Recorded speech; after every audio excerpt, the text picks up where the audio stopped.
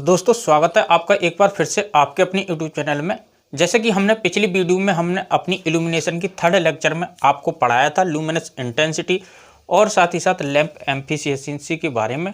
आज की इस वीडियो में हम यहाँ पर लॉ ऑफ इल्यूमिनेशन, साथ ही साथ बीम फैक्टर, रिडक्शन फैक्टर और reflection factor, space height ratio, जितने भी फैक्टर हमारे यूटिलाइजेशन में होते हैं उन सभी को यहाँ पर डिस्कस करेंगे। बहुत ही ज़्यादा ये फैक्टर कभी कभार एक या दो फैक्टर आपको एग्जाम में देखने के लिए मिलते हैं, चाहे वो इकोनॉमिक और पावर जनरेशन से हो या यूटिलाइजेशन से हो। तो यहाँ से आपको यूडब्ल्यू से इसमें से क्या क्वेश्चन बनेगा, सबसे पहला जो इम्पोर्टेंट हो जाता है यहाँ पर लॉ ऑफ इल्यूमिनेशन होता है। इसके बारे में क्या पूछता है दोस्तों, इसके बारे में पूछता है सबसे पहला क्वेश्चन कभी पूछ लेता है, इसके तीन लॉ हैं, तीन में से एक को पूछ लेगा या तीनों को कंबाइंड रूप से पूछ लेगा। कैसे पूछेगा, पूछेगा लॉ ऑफ इल्यूमिनेशन का फर्स्ट लॉ क्या है। फर्स्ट लॉ कौन सा है, यहाँ पर ध्यान रखेंगे जो इल्यूमिनेशन के तीन नियम हैं दोस्तों। कितने हैं, तीन नियम हैं, first law, second law, third law. सबसे पहले माइंड में अपने यही फिट कर लीजिए कि जो इल्यूमिनेशन है इसके तीन लॉ हैं। कितने हैं, तीन हैं।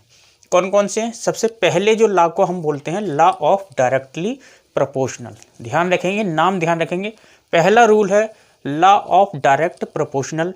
इसमें क्या होता है, किसी सरफेस से, किसी सोर्स से सरफेस तक जो इल्यूमिनेशन जा रहा है वो लुमिनस इंटेंसिटी के डायरेक्टली प्रोपोर्शनल होता है। पहले लॉ में क्या बताया गया है, जो लॉ ऑफ इल्यूमिनेशन का फर्स्ट लॉ है जिसको हम लॉ ऑफ डायरेक्टली प्रोपोर्शनल बोलते हैं। इसमें बताया गया है किसी सोर्स से सरफेस तक जितना इल्यूमिनेशन पहुंच रहा है वो जो है लुमिनस इंटेंसिटी के डायरेक्टली प्रोपोर्शनल होगा।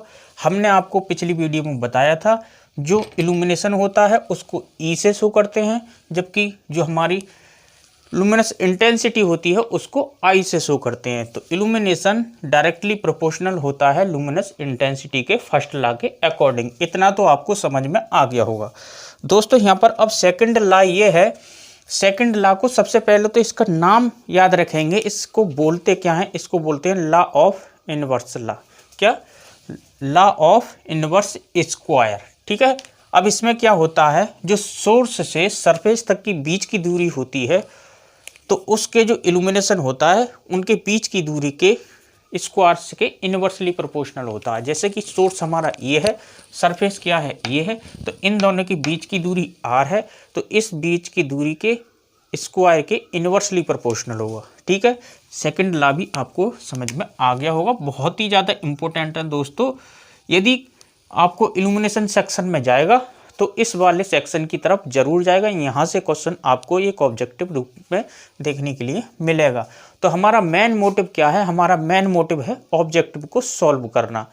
हम उतना ही पढ़ेंगे जितना हमारा ऑब्जेक्टिव में आता है। पढ़ने को बहुत ज़्यादा सिलेबस है आपका, तो वो पूरे सिलेबस को ये जो है कंट्रोल आप नहीं करेंगे क्योंकि वो आता नहीं है आपके एग्जाम में। आप उतना ही पढ़ेंगे जितना डिप्लोमा के सिलेबस में दे रखा है। ठीक है, डिप्लोमा के सिलेबस को ही फॉलो करेगा। थर्ड लॉ हो जाता है लैम्बर्ट कोसाइन लॉ। बहुत ही ज़्यादा इंपॉर्टेंट है दोस्तों, तीनों लॉ ही बहुत इंपॉर्टेंट है। आपसे तीनों लॉ के नाम पूछेगा। सेकंड लॉ को क्या बोलते हैं, inverse square law. Third law को क्या बोलते हैं, Lambert cosine law. First law को बोलते हैं डायरेक्टली प्रोपोर्शनल लॉ। ठीक है। तो यहाँ पर लैम्बर्ट जो साइंटिस्ट हुए थे उन्होंने बताया था कि सरफेस और जहाँ पर जो हमारी नॉर्मल और जहाँ पर जो पॉइंट हमारा इल्यूमिनेट हो रहा है उन दोनों के बीच के जो एंगल बन रहा है उसके क्या होता है, उसके कोसाइन के डायरेक्टली प्रोपोर्शनल होगा इल्यूमिनेशन। समझेंगे एक बार, जो इल्यूमिनेशन होगा किसी सरफेस पे, इल्यूमिनेशन सोर्स से जाने वाले नॉर्मल तथा जो हमारी इल्यूमिनेटेड पॉइंट है उसके बीच के जो एंगल बन रहा है उसके कोसाइन के डायरेक्टली प्रोपोर्शनल होगा। ध्यान रखेंगे दोस्तों। ठीक है।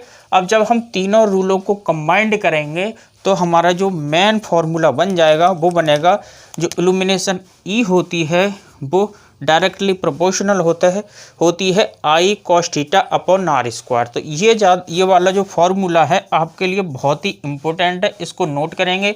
या तो ये फार्मूला डायरेक्टली एग्जामिनर पूछ लेता है ऑब्जेक्टिव के रूप में, या इस पर कोई न्यूमेरिकल देगा तो वहाँ से आपको सॉल्व करना है, बहुत ही ज़्यादा इम्पोर्टेंट है। अब एक ऑब्जेक्टिव आपको बहुत ज़्यादा प्रीवियस ईयर्स में आया हुआ है, पूछता है relation between lux foot candle और लूमन पर फुट स्क्वायर। इन दोनों के बीच में रिलेशन ये तीन है, एक लक्स है और ये फुट कैंडल है और साथ ही साथ हमारा लूमन पर फुट स्क्वायर है। तो इन तीनों के बीच में क्या पूछता है, रिलेशन पूछता है दोस्तों।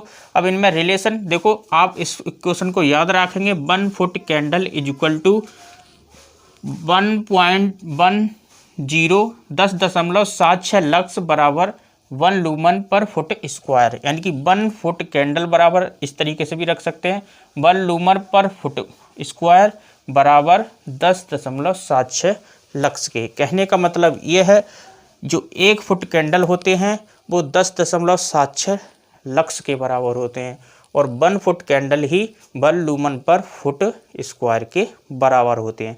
तो तीनों को एक साथ रिलेशन में आप याद रखेंगे, 1 नंबर के ऑब्जेक्टिव में आता है दोस्तों।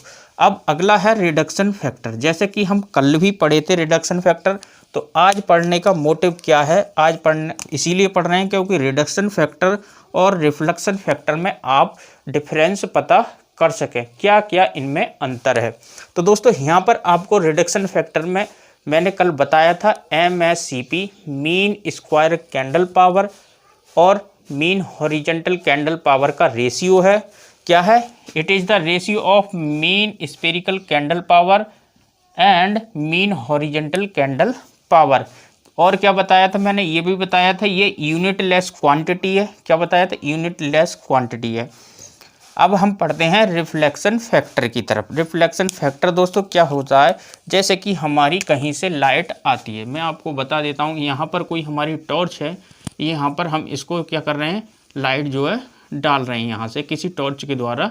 ये जब हम लाइट यहाँ पर डालेंगे और ये इस वापसी चली जाएगी, तो ये हमारी कहलाएगी इंसिडेंट। क्या कहलाएगी दोस्तों, इंसिडेंट लाइट, इंसिडेंट, ठीक है। और ये हमारी रिफ्लेक्टेड लाइट, रिफ्लेक्टेड लाइट।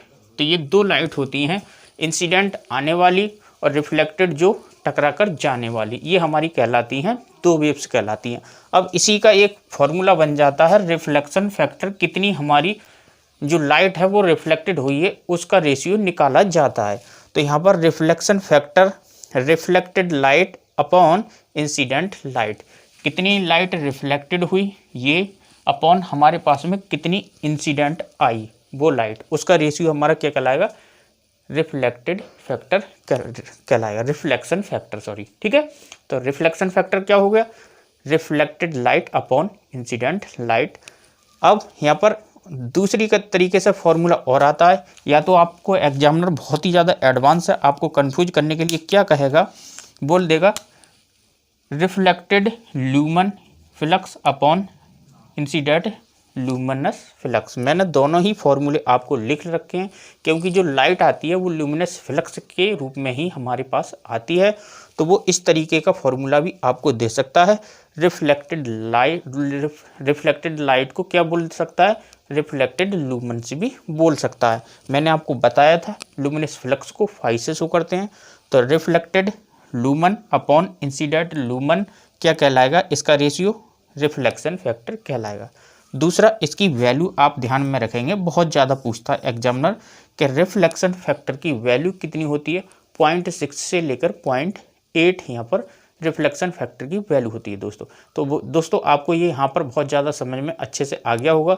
अब हम चलते हैं अपने स्पेस हाइट रेशियो और बीम फैक्टर की तरफ। क्या हमारे बीम फैक्टर यहाँ पर होते हैं दोस्तों, आप देख सकते हैं बीम फैक्टर क्या है, ये beam lumen upon lamp lumen का रेशियो होता है। पूछ सकता है एग्जामिनर बीम फैक्टर किसका रेशियो होता है, it is the ratio of beam lumen upon beam lamp lumen, ठीक है।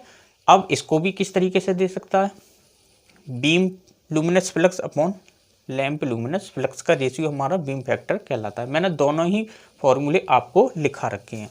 वैल्यू इसकी बहुत इंपॉर्टेंट है, जैसे कि हमने बताया था रिफ्लेक्शन फैक्टर 0.6 से 0.8 होता है, वहीं बीम फैक्टर हमारा 0.3 से 0.6 तक होता है। तो आपको इसकी वैल्यू बहुत ज़्यादा इंपॉर्टेंट है, ये आप ध्यान में रखेंगे। और फॉर्मूला भी इसका बहुत ज़्यादा इंपॉर्टेंट है।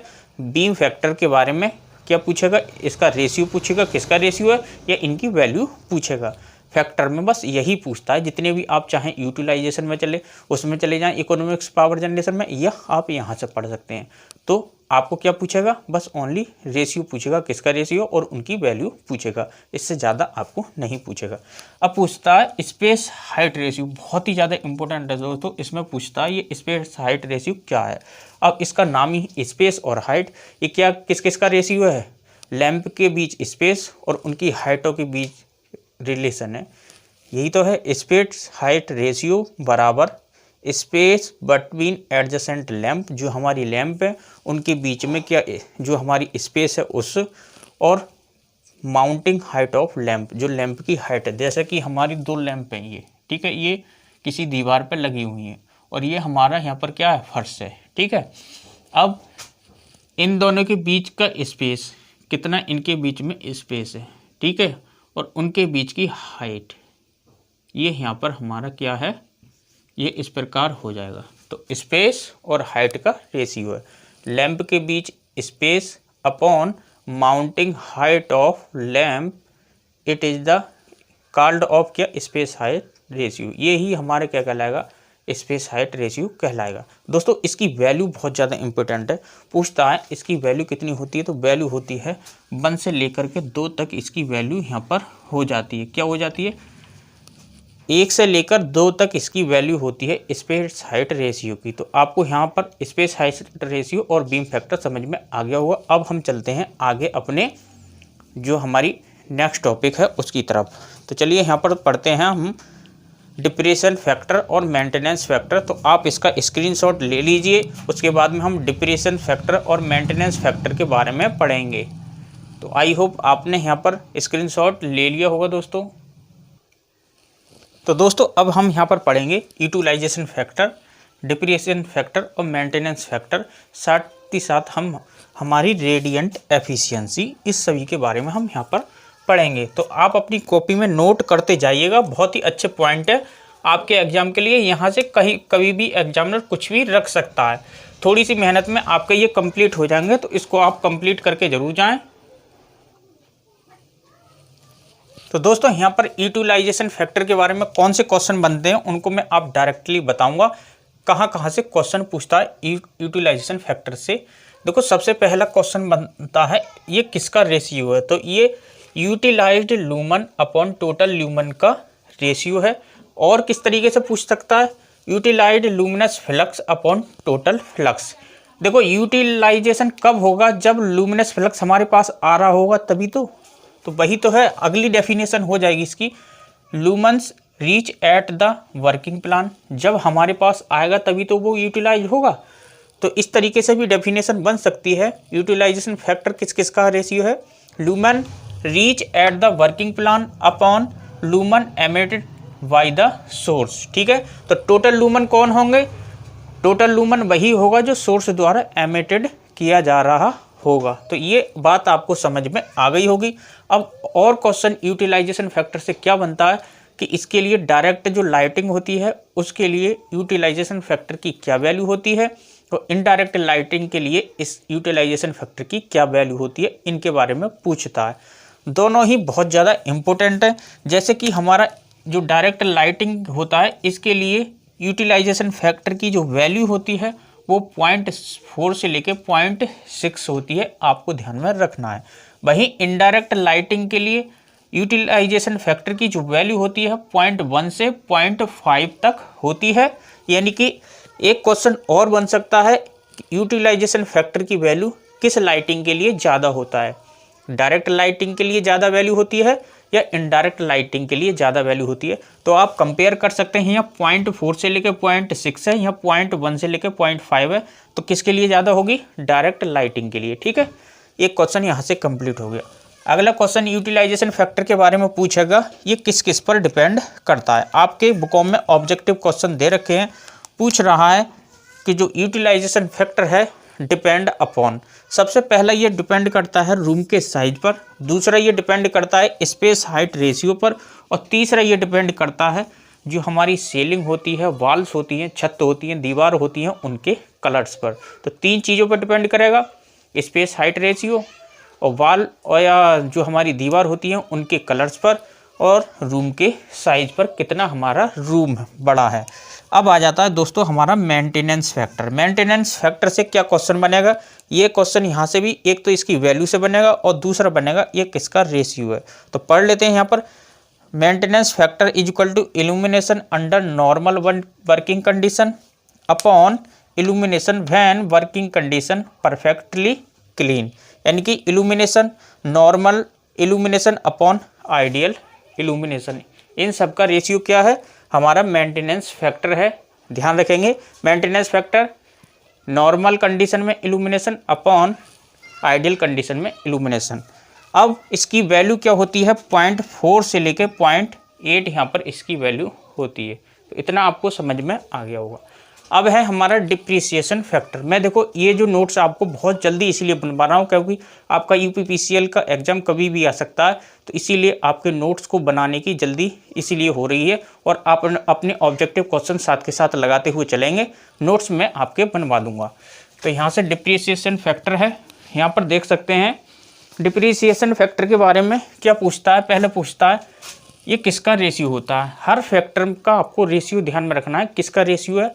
सबसे पहला डिप्रिसिएशन फैक्टर में क्वेश्चन है कि ये रेसिप्रोकल होता है किसके, मेंटेनेंस फैक्टर का व्युत्क्रम होता है। पहला क्वेश्चन तो हो गया ये कि ये किसका व्युत्क्रम है, मेंटेनेंस फैक्टर का रेसिप्रोकल है या व्युत्क्रम है। अब मेंटेनेंस फैक्टर क्या होता है, नॉर्मल कंडीशन में इल्यूमिनेशन अपॉन आइडियल कंडीशन में इल्यूमिनेशन, तो ये इसका उल्टा हो जाएगा, आइडियल कंडीशन में इल्यूमिनेशन अपॉन नॉर्मल कंडीशन में इल्यूमिनेशन। तो ये हो गया हमारा डिप्रिसिएशन फैक्टर। नेक्स्ट इसकी क्या पूछता है, वैल्यू पूछता है। जब हमारा मेंटेनेंस फैक्टर कितना है, 0.4 से लेकर 0.8 है, यानी कि 1 से कम है, तो डिप्रिसिएशन फैक्टर क्या होगा, 1 से ज़्यादा होगा। तो ध्यान रखेंगे डिप्रिसिएशन फैक्टर की वैल्यू 1.2 से लेके 1.25 यहाँ पर डिप्रिसिएशन की वैल्यू होती है। दोस्तों अगला क्वेश्चन डिप्रिसिएशन फैक्टर से बनेगा, इसकी वैल्यू हमेशा क्या होती है, ग्रेटर देन यूनिटी होती है। ठीक है, ये पॉइंट हो गया। अगला है ये किस पे डिपेंड करता है, किस पे डिपेंड करता है, जैसे यूटिलाइजेशन फैक्टर डिपेंड कर रहा था शायद रूम के साइज पर और आपका जो स्पेस हाइट रेशियो और जो हमारे कलर होते हैं उन पे, ऐसे ही हमारा डिप्रिसिएशन फैक्टर है किस पे डिपेंड करेगा, जो लैंप है उसकी एज कितना पुराना है, दूसरा ये लैंप क्लीनिंग शेड्यूल पर, और साथ ही साथ type of work carried out at the premises. तो ये हमारे 3 हो गए, इन पर डिपेंड करता है हमारा डिप्रिसिएशन फैक्टर।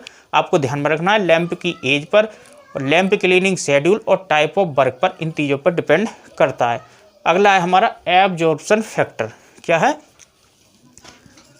एब्जॉर्प्शन फैक्टर, क्या क्या हमारा किस पे निर्भर करता है, ध्यान रखेंगे। सबसे पहला इसका वही किसका रेशियो है, rest luminous flux upon total luminous flux, यानी कि rest luminous flux upon total luminous flux. देखो यहाँ पर शॉर्ट डेफिनेशन ये है, इसको आप बहुत अच्छी से ध्यान रखना, rest luminous flux upon total luminous flux.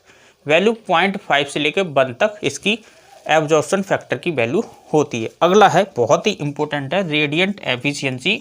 क्या होती है रेडिएंट एफिशिएंसी, दोस्तों यहाँ पर आपको दिखाई दे रहा होगा, 1 मिनट आप देख लेंगे यहाँ पर पहले, ठीक है, आपको दिखाई दे रहा है।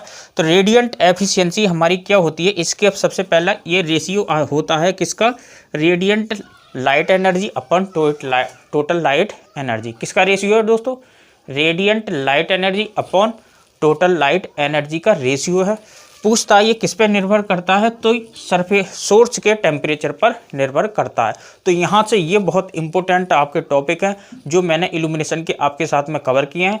अगली वीडियो हम जो हमारी लाइट की स्कीम्स हैं उसके बारे में डिस्कस करेंगे। वीडियो आपको बहुत ही अच्छी लगी होगी, वीडियो अच्छी लगे तो सब्सक्राइब करना और वीडियो को ज़्यादा से ज़्यादा लाइक और शेयर जरूर करना दोस्तों, जिससे कि सभी के पास ये कंटेंट पहुंच सके। आने वाले यूपीपीसीएल, यूपी आरबीएनएल और यूपी SSC, एसएससी, जेई सभी को टारगेट मानते हुए आपकी क्लास अपलोड कर दी जा रही है। साथ ही साथ मैं आपको एक फार्मूला क्लास का क्विक रिवीजन आपको अपलोड करा रहा हूँ, तो उसको आप ज़रूर देखना, वीडियो बहुत ही अच्छी है।